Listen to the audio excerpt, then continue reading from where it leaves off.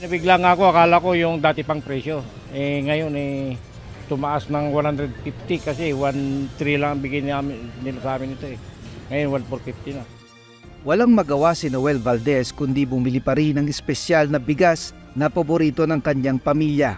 Ito'y kahit na tumaas na naman ang presyo nito. Sa Mega Q-Mart sa Quezon City, nasa 52 pesos ang kada kilo ng mabibiling pinakamurang bigas. Wala ng regular meal na dati ay nabibili ng 38 hanggang mahigit sa 40 pesos kada kilo.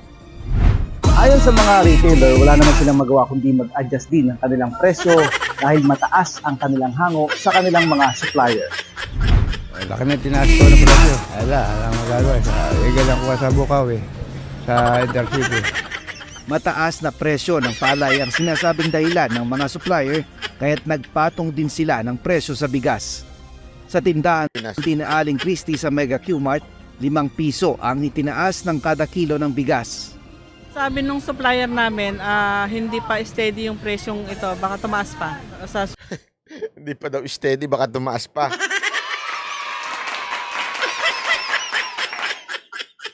Daming nabudol talaga ngayon, ano? Sabi ko sa inyo eh. Susunod na araw. Mag-TBJ na lang kayo! Mga ensimada vlogger, para kumita kayo, mag-TBJ na lang kayo.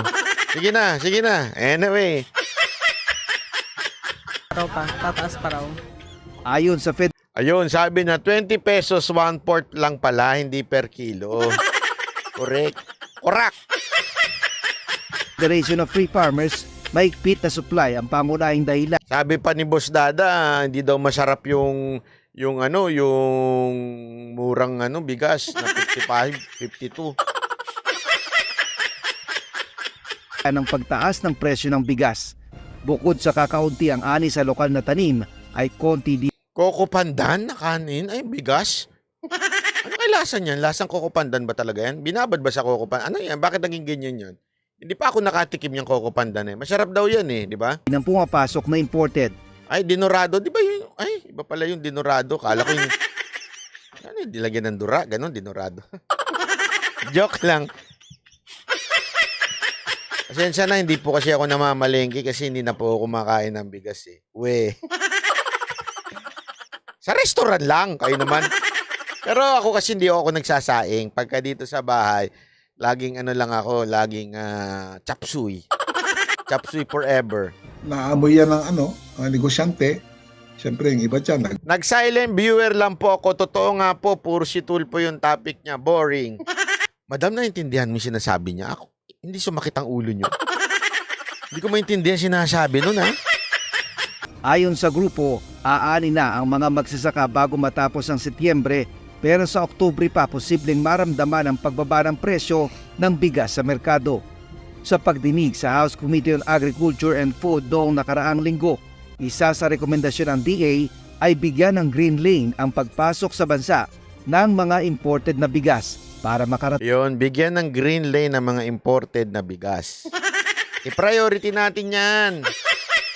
Ang weting, daming kumikita dyan eh. Kayo naman, ba't di nyo pa-priority yan? Agad ito sa merkado. Nakikipag-ugnayan na rin anila ang pamahalaan ngayon sa India at Vietnam para sa mga angkating bigas. Ay nako.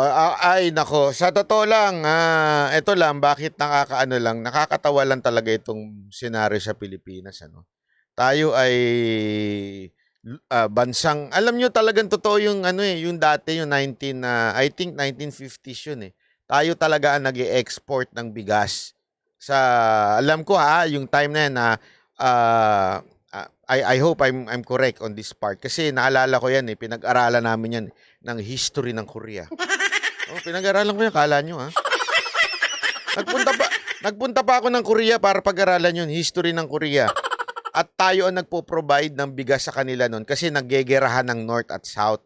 So walang mga taniman, ganyan-ganyan. Tapos ini-export natin ang mga bigas natin, tinutulong. Kaya nga thankful ang Korea sa atin noon eh. Dahil nga sa bigas natin. Tapos ngayon, tayo na nag-i-import. Nakakalungkot talagang isipin dahil hindi talaga nasuportahan ang ating mga farmers. Sana lang, itong mga farmers natin, alam mo yun, unti-unting kasi sa ibang bansa, manood kayo. Ako, nanonood ako ng mga vlog. high-tech yung ano, yung paano sila mag-ani ng bigas. Sa atin, makikita mo pa rin, binababad pa rin sa karsada. Na nasasagasaan pa rin ng mga nagmumotor na may tae yung gulong eh. Hindi, tanong ko yan kasi nung bata ako, naalala ko nung bata ako, nagpupunta kami sa mga probinsya pagka nakikita ko yung bigas nasa karsada. Sabi ko, paano kung may tae yung gulong ng sasakyan natin tapos nasagasaan natin yun? Di ba? Yung tae na yun. Hindi, di ba? Oh, hindi ko nga maintindihan. Sabi ko, paano na yun?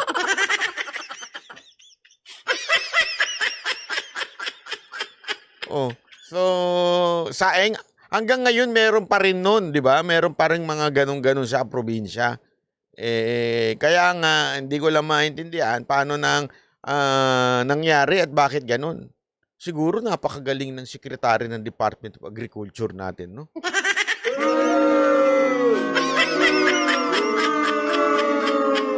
Di ba? Ang galing ng sekretary natin kasi lalong nagkakaroon tayo ng food security. Hindi pala food security, food insecurity. Bakit? Wala na tayo kaya na-insecure na tayo Bira Ay nako, kawawa naman tayo. At ang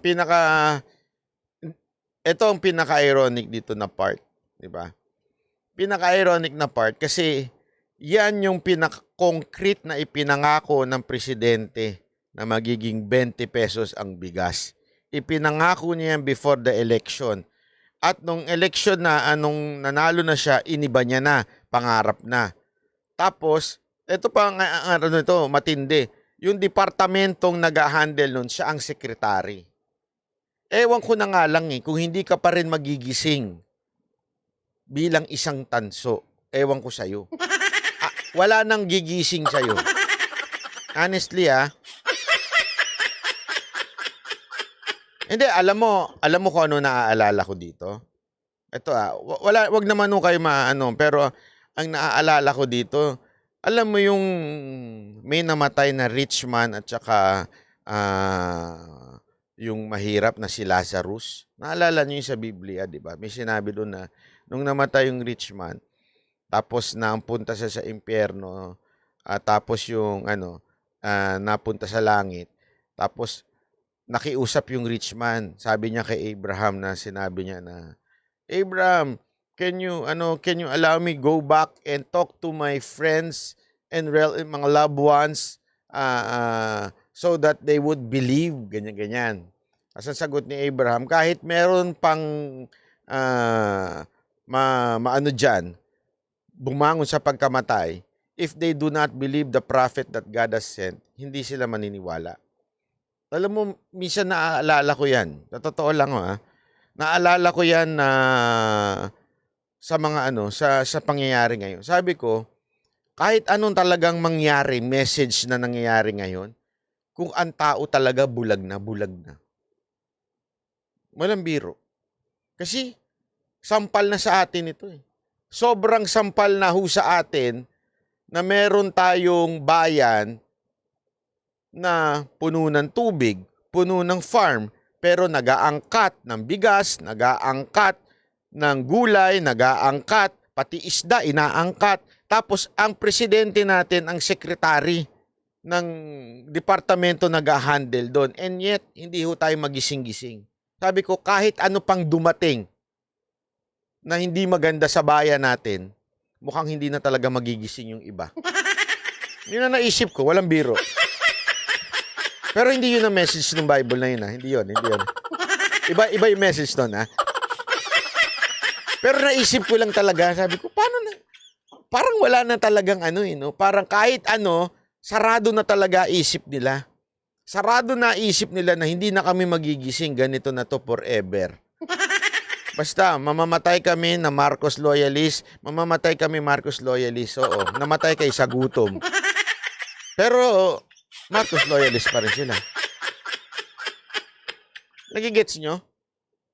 Namatay sila dahil sa kapalpakan, dahil sa gutom, Pero namatay pa rin silang ganun.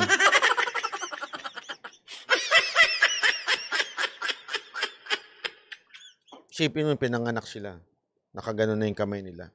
Marcos pa rin. Marcos pa rin. Nagugutom na sila, Marcos pa rin. Gutom na, Marcos pa rin. Gutom na. Mamamatay na sila, Marcos pa rin. Nawala na sila makain, Marcos pa din. Hindi, basta si Marcos pa na. Patay na, Marcos pa rin. Ayun pa, no? Ganon kabulag.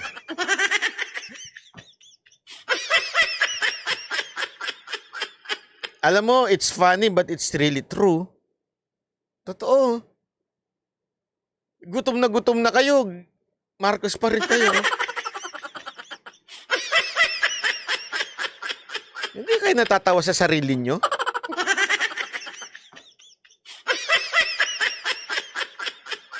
Tapos isisisi nyo pa sa iba, kasalanan ng iba.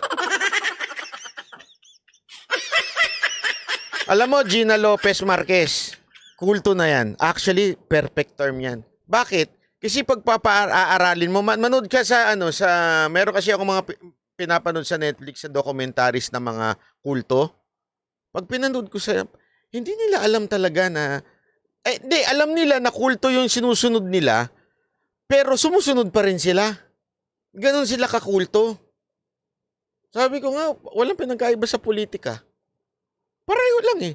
Niloloko na, ginagahasa na ng pastor, yung mga congregation niya. Sunod pa rin na sunod. Bigay pa rin ng bigay. Inuubos na yung pera ng pastor, yung nila. Bigay pa rin sila ng bigay. Sabi ko nga, pambihirang buhay to, kultong-kulto, parang Pilipinas.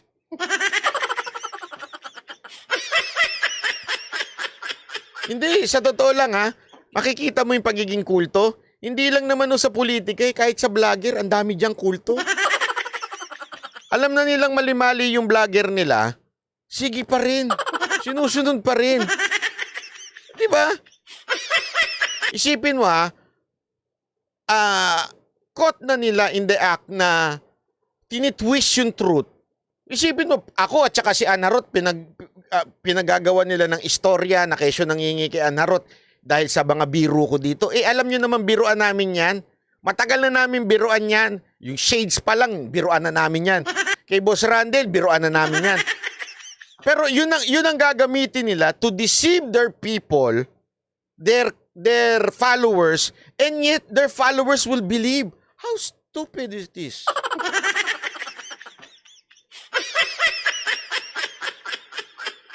Hindi, di ba ho? Isipin niyo yan Gagamitin nila yung biruan namin nila Anharot. Gagamitin nila yung biruan namin nila Boss Randel. Pati nga biruan namin ng Mocha Girls, ginagamit nila Para lang patunayan nila na talagang nanghihingi daw ako. Anak ng wewe naman yan. Sabi ko, tanga lang talaga. Maniniwala naman yung mga kulto nilang followers.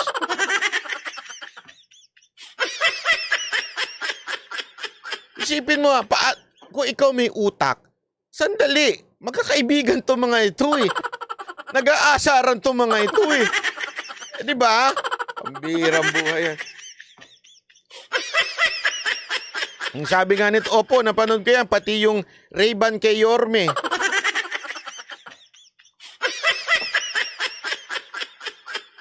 Isipin mo yun Yung biruan yun ni Mocha, dinamay pa. Ang bobo talaga.